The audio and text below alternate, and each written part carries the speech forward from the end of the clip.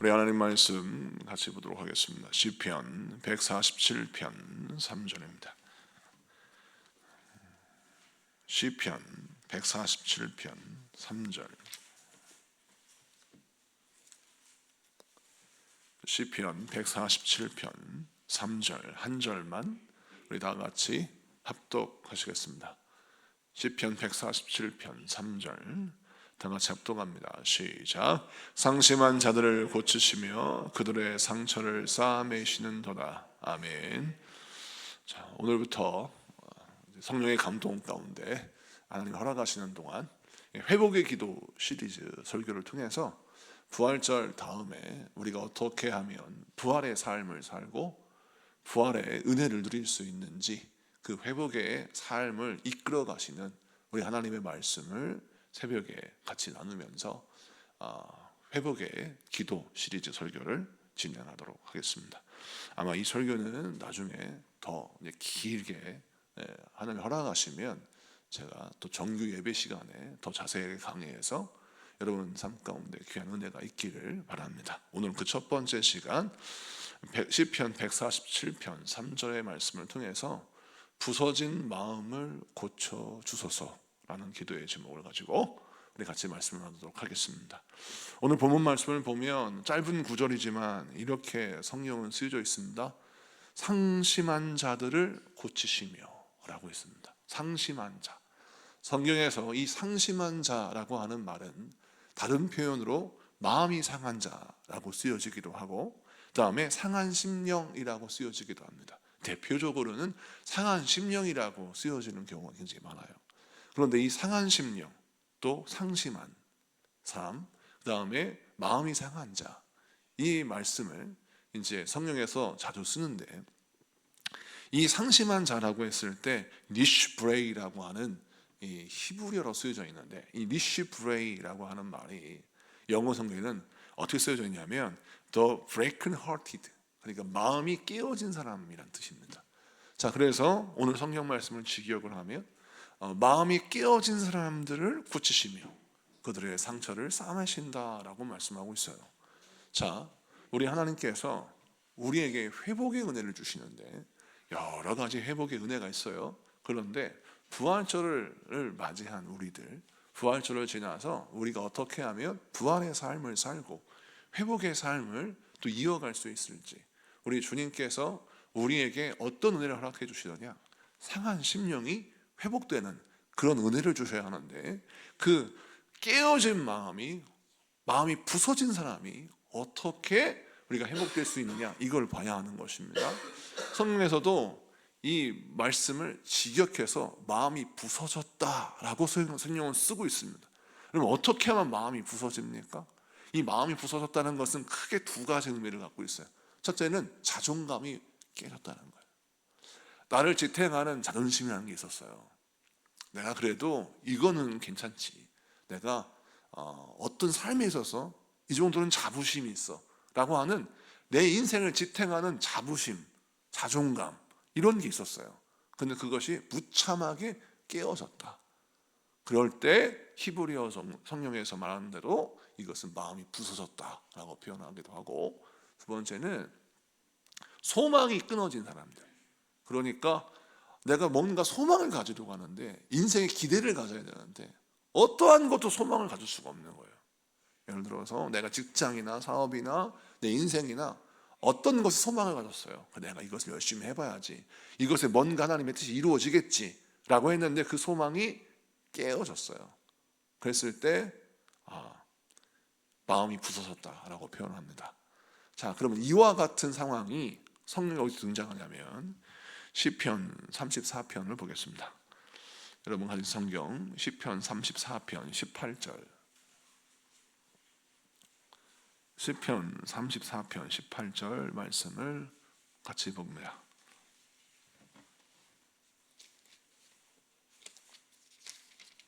시편 34편 18절입니다. 다 같이 합독합니다. 시작. 여호와는 마음이 상한 자를 가까이 하시고 충심으로 동행하는 자를 구원하시는도다. 아멘. 여기서 보면, 여기서 마음이 상한 자를 가까이 하신다라고 했죠. 이 마음이 상한 자라고 했을 때 여기도 역시 broken hearted라고 쓰여져 있습니다. 그러니까 마음이 부서진 사람이에요. 근데 이 말씀의 맥락을 보면 이 말씀의 부제가 다윗이 아비멜렉 앞에서 미친 채 하다가 쫓겨나서 지은 시라고 했지 않습니까? 그러니까 다윗이 생존하기 위해서 자기의 자존심을 다 내려놓고 아비멜렉 앞에서 미친 척을 해야 살아남습니다. 그런데 미친 척을 하는 다윗의 마음이 어떠했겠습니까? 육신으로는 살아남기 위해서 미친 척을 했고, 그래서 목숨을 건졌고, 그래서 하루를 살아갈 수 있는 기회를 얻었어요. 그런데 마음은 만신창이가 된 겁니다. 부서져 버린 겁니다. 그런데 이것이 회복이 안 돼요. 또 이런 삶이 오늘로서 끝난다라고 하면 그래도 위로를 받을 수 있겠지만 도대체 이 고난이 언제 끝날지 기약이 없습니다. 그래서 성경 말씀에 마음이 상하였다라고 쓰여져 있습니다. 여러분, 우리 인생이 그렇지 않습니까? 오늘의 고생이 오늘로 끝나면 위로를 받아요. 오늘 하루만 눈 딱 감고 견디면 되니까. 그런데 오늘의 수치와 오늘의 고통과 오늘의 아픔이 언제 끝날지를 모르겠는 거예요. 그러면 우리는 모두는 어떤 마음이 드냐면, 내가 이런 수치를 언제까지 당해야 되지?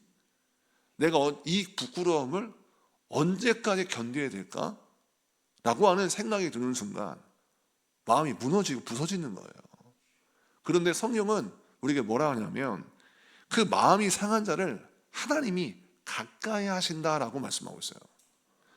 오늘 성령님의 음성을 들으셔야 합니다. 우리 하나님은 마음이 상한 자를 가까이 하십니다. 시편 34편 18절이 그것을 증언하고 있어요. 다윗은 자기가 초라해지면 사람들은 나에게 실망해서 나를 떠날 것이라 생각했어요. 사람들은 나에게 얻을 것이 없다고 생각하면 나를 버릴 것이라고 생각합니다. 이것이 일반적인 인식입니다. 자, 그런데 성령은 뭐라고 증언하고 있냐면, 내가 마음이 상하면, 내가 부서져서 자존심이 다 무너지고 자존감도 깨지고 소망이 없는 인생에 대해서 누가 봐도 흠모할 만한 인생이 되지 못했는데 하나님이 그런 초라한 사람을 가까이 하셨다라는 것입니다. 자, 이 말씀을 통해 주시는 메시지가 무엇입니까? 오늘 성경 시편 147편 3절에 상한 자를 고치신다라는 말씀은 무엇이냐면, 주님께서 내 마음의 상함을 탓하지 아니하시고 그 상심한 자, 마음이 깨어진 자를 고치시기를 원하신다는 겁니다. 그러므로 우리 모든 성도가 나를 향하신 하나님의 마음을 헤아린 자가 되어야 돼요.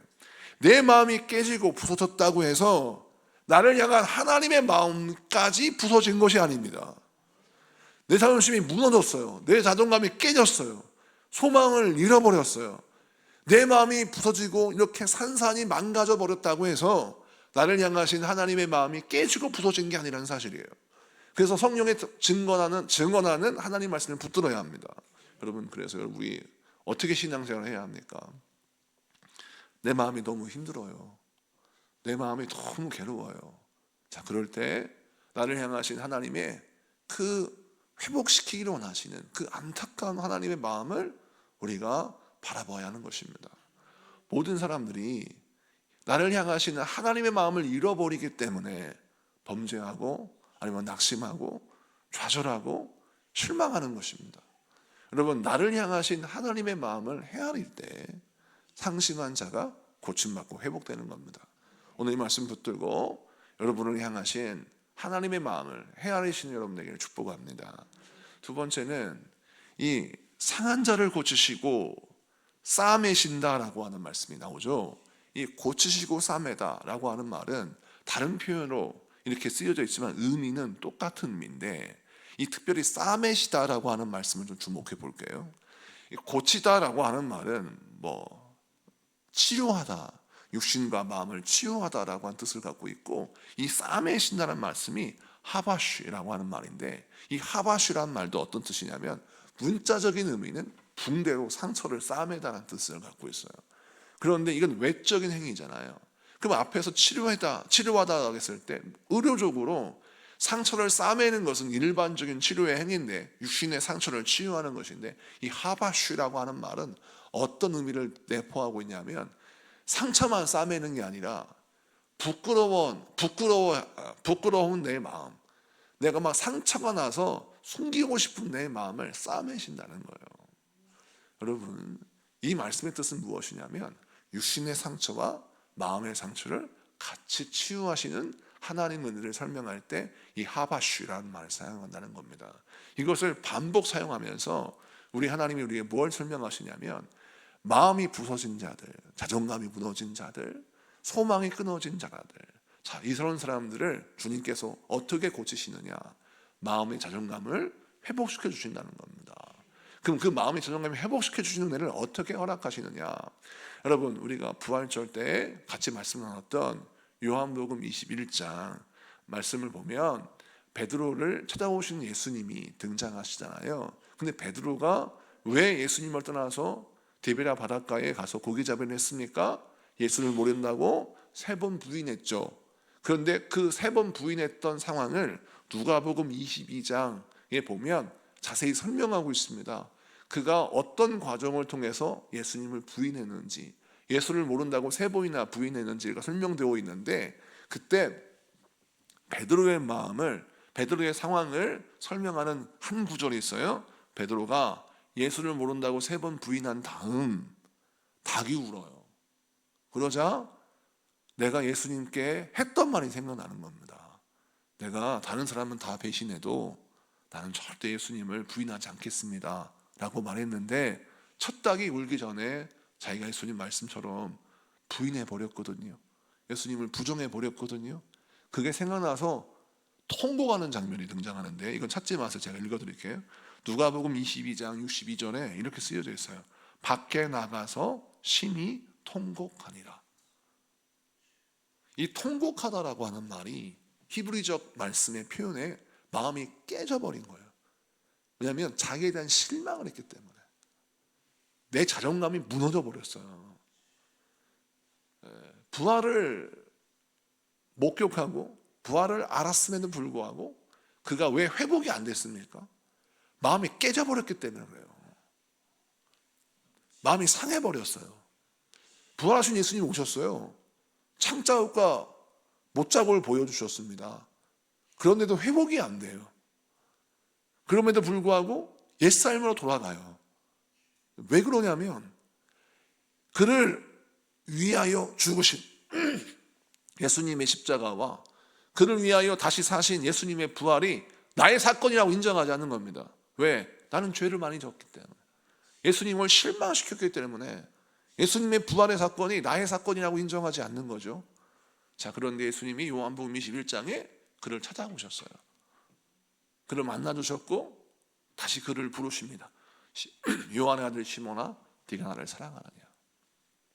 그때 이 3번의 질문을 통해서, 이 3번의 기회를 통해서 베드로가 회복이 됩니다. 무엇이 회복됩니까? 부서진 마음이 회복됩니다.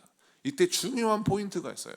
그게 뭐냐면, 나를 찾아오신 예수님을 내가 환대할 때, 나를 회복시키는 예수님의 말씀에 내가 믿음으로 반응할 때 회복의 역사가 일어나는 것입니다. 내 마음의 결대로 반응하면 안 돼요.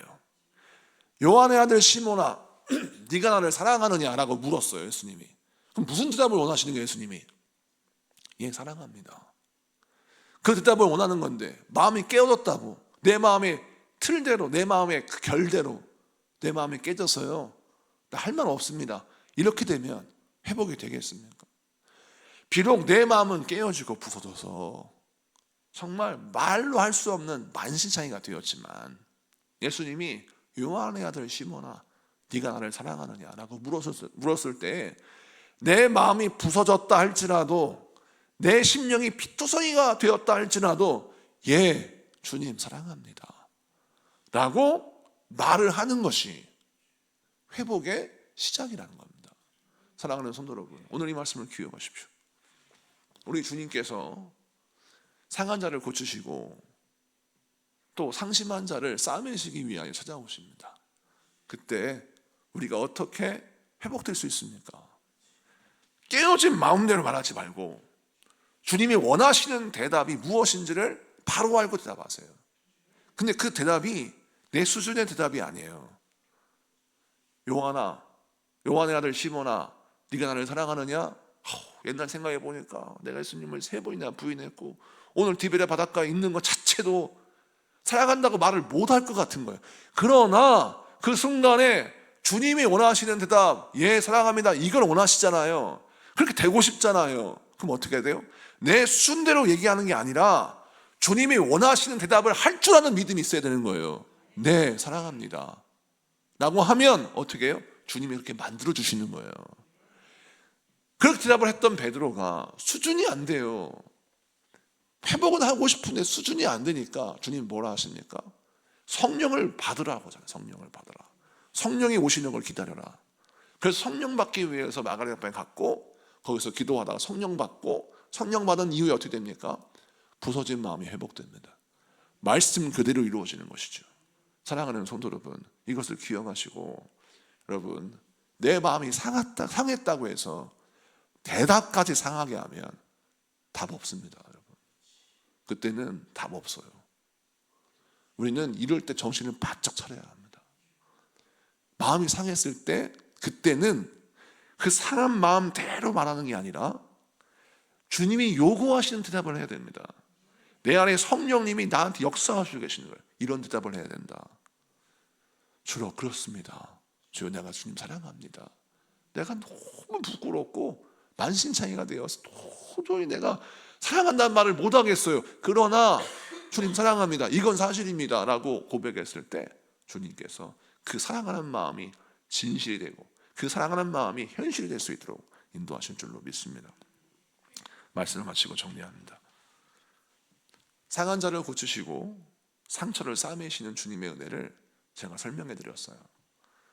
부활을 체험하는 사람들은 예수님의 그 부활의 사건을 나의 사건으로 만들어야 합니다.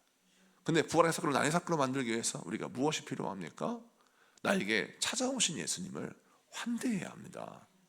그리고 내 깨어진 마음, 이것을 주님이 부끄럽게 여기신다고 생각하지 마십시오.